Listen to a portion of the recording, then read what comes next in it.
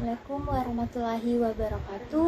Om Swastiastu, salam namo buddhaya, salam kebajikan bagi kita semua dan salam sejahtera. Baik, di sini saya akan menjelaskan pengertian atribusi sosial. Tetapi sebelum itu saya akan memberitahukan kepada kalian semua atau kepada kita semua apa sih sub-sub materi pada atribusi sosial kali ini.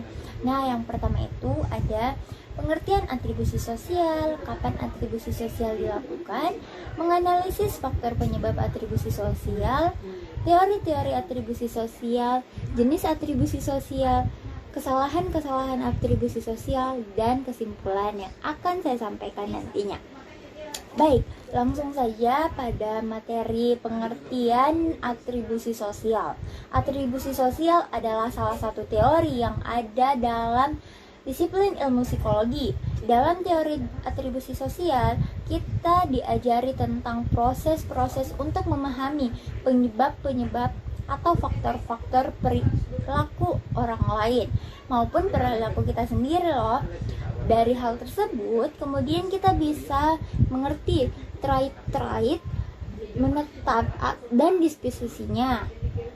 Menurut Baron dan Bain tahun 1997 sendiri, atribusi sosial adalah proses yang kita lakukan untuk mencari penyebab dari perilaku orang lain, sehingga mendapatkan pengetahuan mengenai karakteristik stabil dari orang tersebut. Atribusi sosial ini bersifat abstrak, ambigu, dan normatif.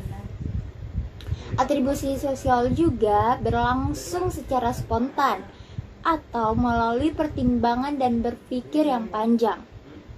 Nah, dari penjelasan yang tadi dapat kita memahami bahwa untuk memahami atau mengetahui ataupun mengidentifikasi mengapa seseorang berbuat sesuatu atau melakukan hal ini atau hal itu pun wajib kita pahami dulu atau terlebih dahulu trait-trait atau disposisinya terlebih dahulu.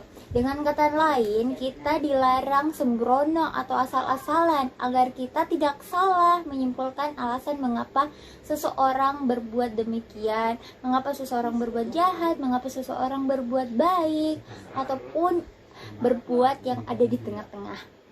Nah, selanjutnya kita melangkah ke materi selanjutnya yang akan disampaikan oleh teman saya.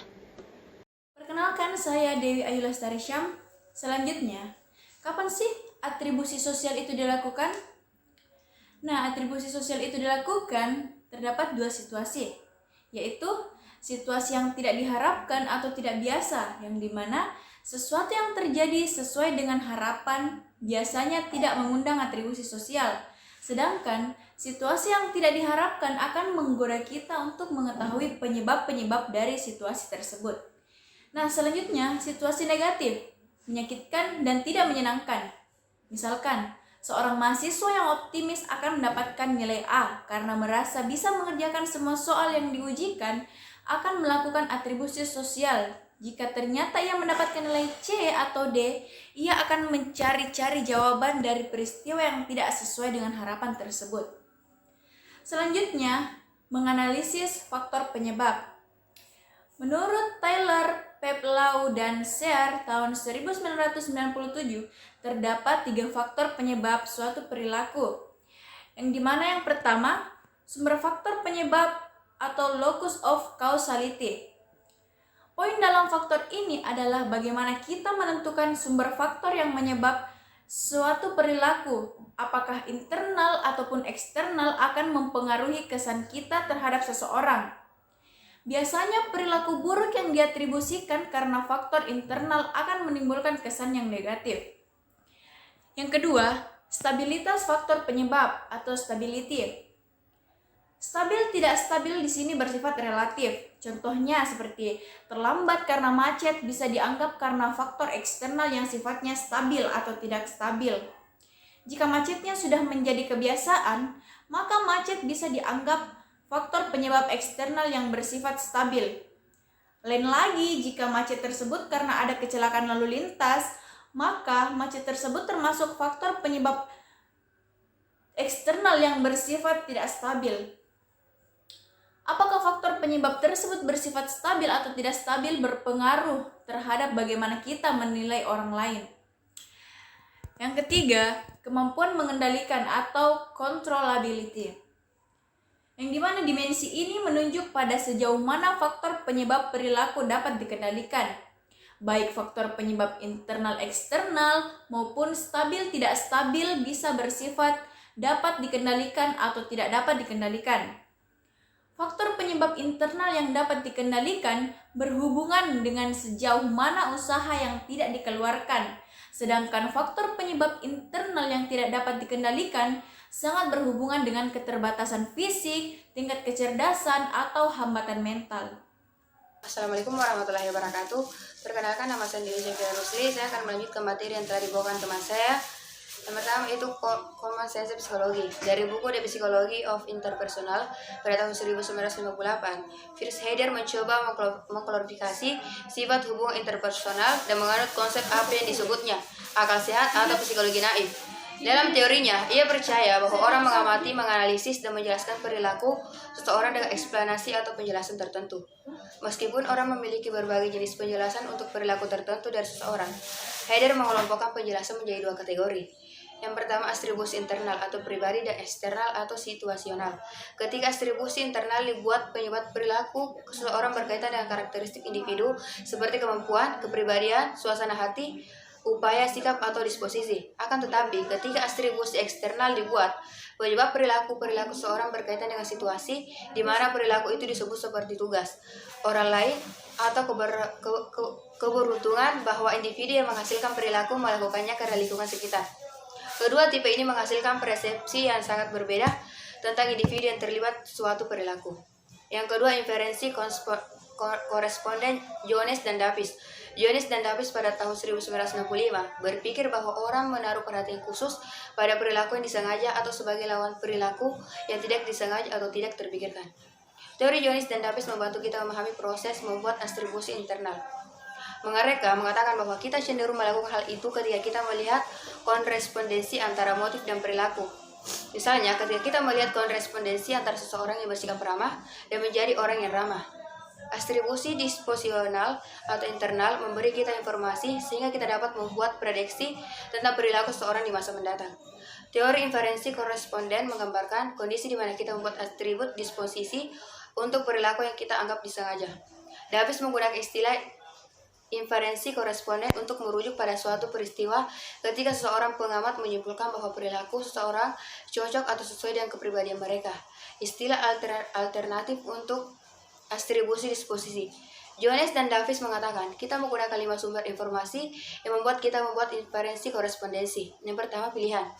Jika suatu perilaku dipilih secara bebas, hal itu yakini disebabkan untuk faktor internal atau disposisi. Yang kedua, perilaku disengaja. Perilaku yang disengaja cenderung berkaitan dengan kepribadian orang tersebut, dan perilaku yang tidak disengaja cenderung berkaitan dengan situasi atau penyebab eksternal. Yang ketiga, keinginan sosial. Keinginan sosial atau perilaku yang rendah dalam hasrat bersosialisasi atau tidak sesuai menuntun kita untuk membuat inferensi disposisi atau internal, lebih dari perilaku sosial yang tidak diinginkan. Yang keempat, relevansi hedonistik. Jika perilaku orang lain tampaknya secara langsung dimaksudkan untuk memberi manfaat atau membahayakan kita. Yang kelima, personalisme. Jika perilaku orang lain tampaknya dimaksudkan untuk berdampak pada kita atau kita menganggap itu pribadi. Baiklah, itu saja yang dapat saya sampaikan. Wassalamualaikum warahmatullahi wabarakatuh. Assalamualaikum warahmatullahi wabarakatuh. Perkenalkan, saya Vivi Eviani B. Saya akan melanjutkan penjelasan tentang teori-teori atribusi sosial. Yang ketiga yaitu model kovariasi Kelley. Model kovariasi Kelley 1967 adalah teori atribusi yang paling terkenal.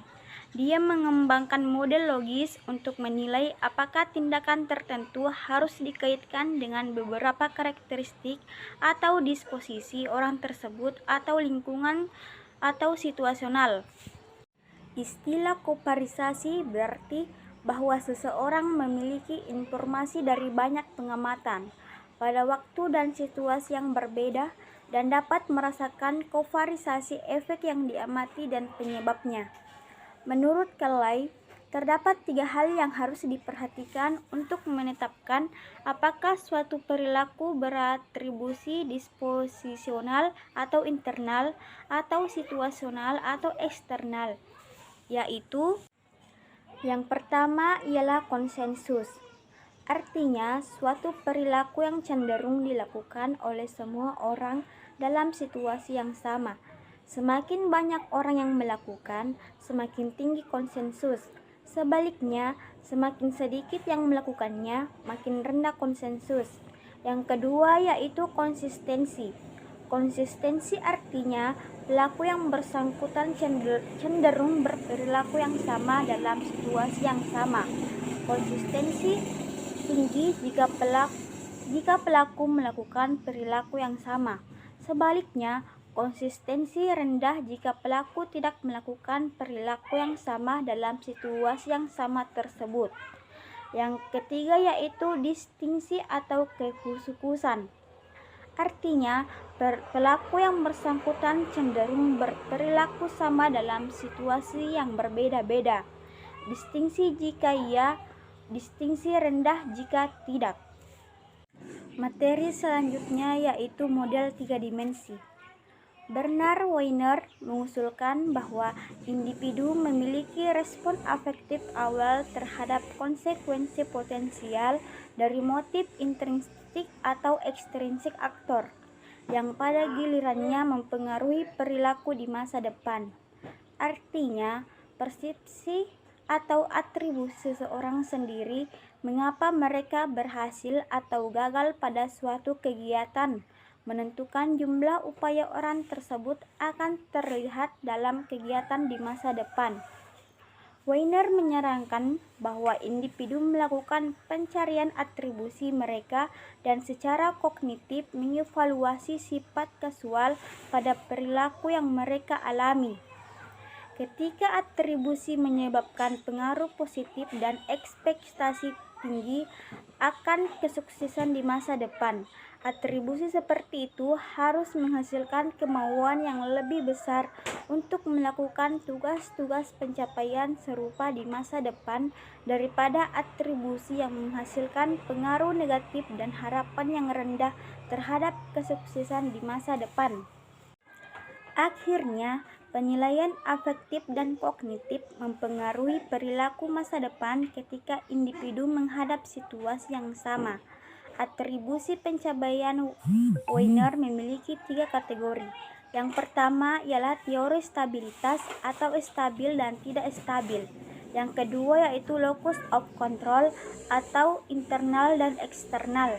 Yang ketiga yaitu controllability atau kausalitas atau dikontrol atau tidak terkontrol. Stabilitas mempengaruhi harapan individu tentang masa depan mereka. Kontrol terkait dengan kegigihan individu pada misi. Kausalitas mempengaruhi respon emosional terhadap hasil tugas. Baik, bismillahirrahmanirrahim. Saya Heli Ramadhani akan melanjutkan penjelasan materi mengenai jenis atribusi sosial dan kesalahan-kesalahan dalam atribusi sosial. Nah, yang pertama mengenai jenis atribusi sosial.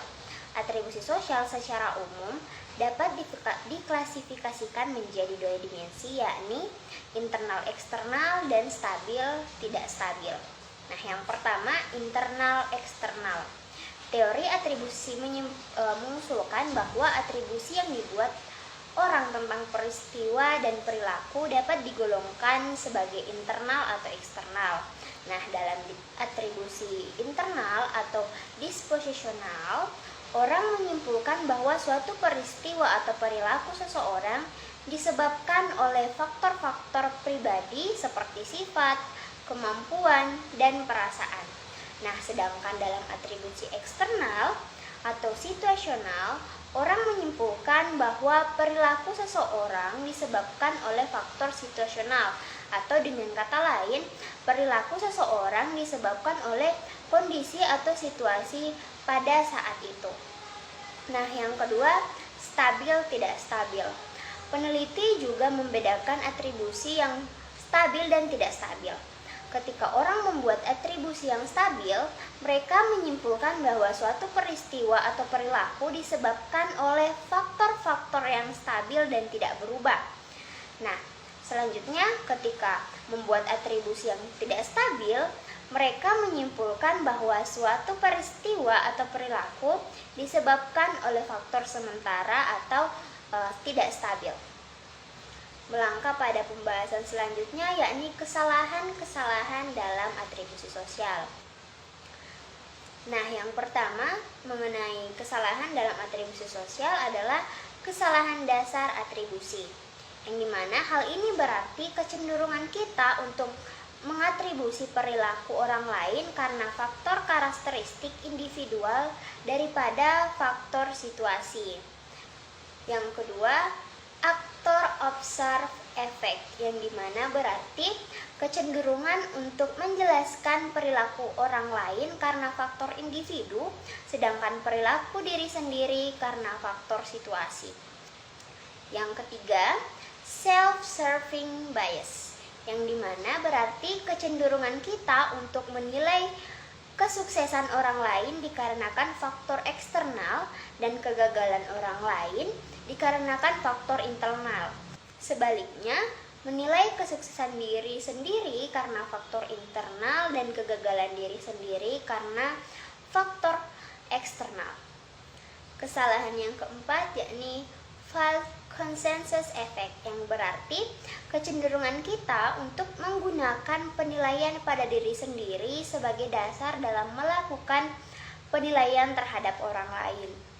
Yang kelima, self-centered bias, yang dimana berarti kecenderungan kita untuk merasa lebih berkontribusi terhadap suatu hasil yang dikerjakan bersama orang lain daripada apa yang sungguh-sungguh dilakukannya.